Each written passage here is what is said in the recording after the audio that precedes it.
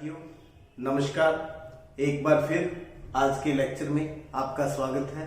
तो कक्षा 9 के लिए एक्सरसाइज 11.2 का आज हम फोर्थ कंस्ट्रक्शन करने वाले हैं, फोर्थ रचना करने वाले हैं। बहुत ही इंपॉर्टेंट है examination of point of view से। एक त्रिभुज एक्स वाई जेड की रचना कीजिए। y 30 डिग्री, z 90 डिग्री और तीनों भुजाएं x y plus y z plus z x, तीनों का जो जोड़ है, जो सम है, वो कितना होना चाहिए? 11 सेंटीमीटर।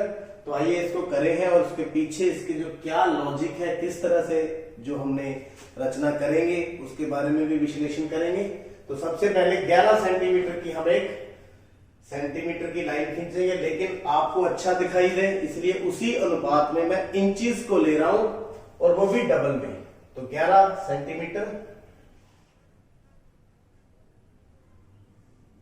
की जो एक रेखाखंड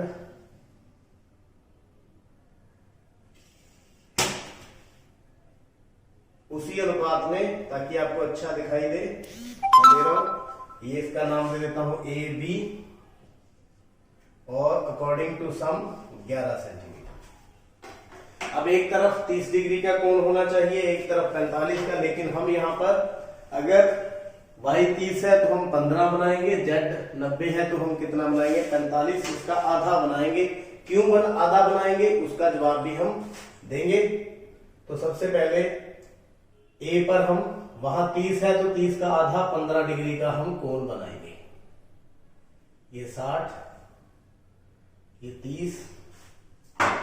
30 के बाद इसका और हाफ करेंगे और वो 15 हो जाएगा।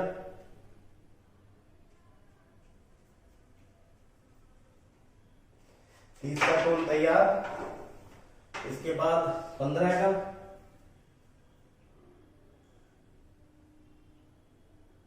लीजिए 15 डिग्री का जो कोण है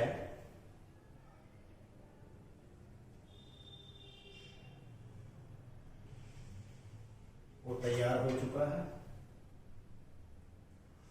इसको अपन नाम दे देते हैं CAB। तो दूसरी तरफ वहां 90 है तो 90 का आधा 45 डिग्री का हम यहां पर B पर कोण बनाएंगे।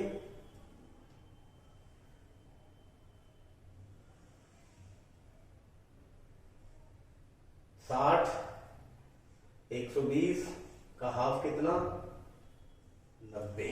पहले बनाएंगे 90 का,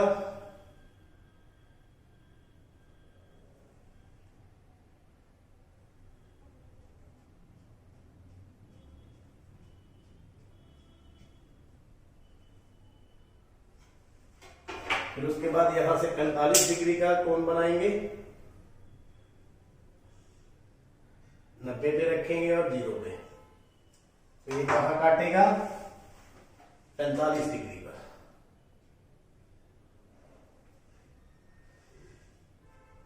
तो ये जो लाइन है इसको मैं दे देता हूं DBA। यहां जो काटेगी वो हमारे पास X पॉइंट आ जाएगा।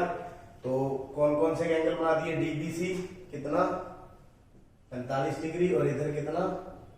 15 डिग्री। अब क्यों बनाए हैं इसके ऊपर चर्चा करने से पहले हम कंस्ट्रक्शन को पूरा कर लें। अब क्या करना है हमें?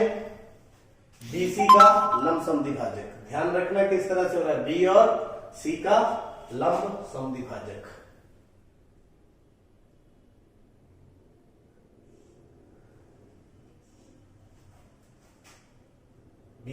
B पर रखा और फिर C पर रखा, तो दोनों का हमने लंब समद्विभाजक खींचा।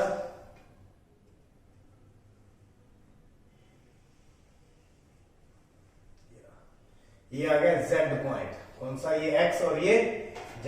इसी प्रकार यहां जैसे BC का लंब समद्विभाजक खींचा, यहां हम C और A का आधी से ज्यादा प्रकार खोलेंगे, यहां C पर रखेंगे, ये देखिए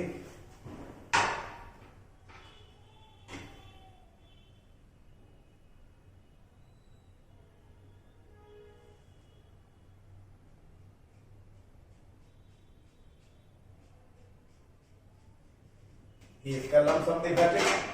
यहां से काटेगा, ये कौन सा आ जाएगा, y। x को y से और y को z से हम मिला देंगे, तो जो डाटा वहां पर हमें दिया हुआ है बिल्कुल वही नजर आएगा। y पर कोण कितना है, 30 डिग्री, तो यहां कितना बनेगा, 30। z पर कितना है, 90, तो यहां ऑटोमेटिक कितना बन जाएगा, 90। आप इसको माप भी सकते हैं डिवाइडर के साथ। ये देखिए कितने का कोण है, ये 90 का। यहां से नापेंगे तो ये कितने का है, 30 का। इस प्रकार जो आप कोण बनेंगे, क्यों बनेंगे इसकी चर्चा मैं अभी आपको बताता हूं। ये देखिए, ये बड़ी समद्विबाहु यहां से लेकर यहां तक, और ये दोनों भुजाएं एक जैसी हैं क्योंकि लंब समद्विभाजक के द्वारा बनाई गई है। ये दोनों भुजाएं एक है। ये कितना है, 15, तो ये भी कितना होगा, 15। तो जो बाहरी कोण होता है वो अंदर वाले दोनों कोणों का योग होता है। 15 + 15 कितना आ गया, 30। इसी प्रकार ये भुजा और ये भुजा बराबर है, तो ये भी कितना हो गया, 45। 45 और 45 90। अंदर वो बाहरी कोण है, वो अंदर वाले दोनों कोणों का योग होता है। तो इस प्रकार ये रचना हमारी तैयार हुई। तो रचना के पद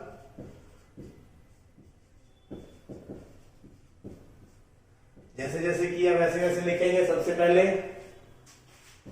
एक रेखाखंड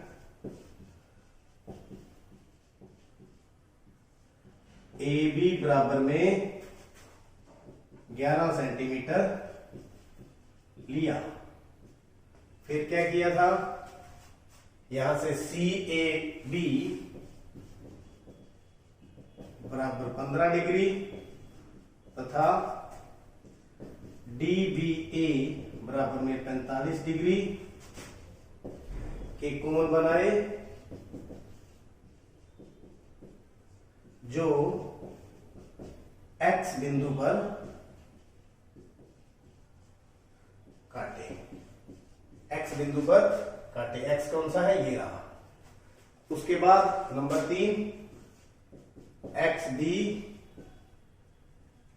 का समद्विभाजक यानी कि लंब समद्विभाजक खींचा, जो AB को Z पर काटा। नंबर 4 CA, यहां X और A, XA का लंब समद्विभाजक खींचा, जो Y पर काटा। नंबर 5 X को Y से तथा Z से मिलाएं।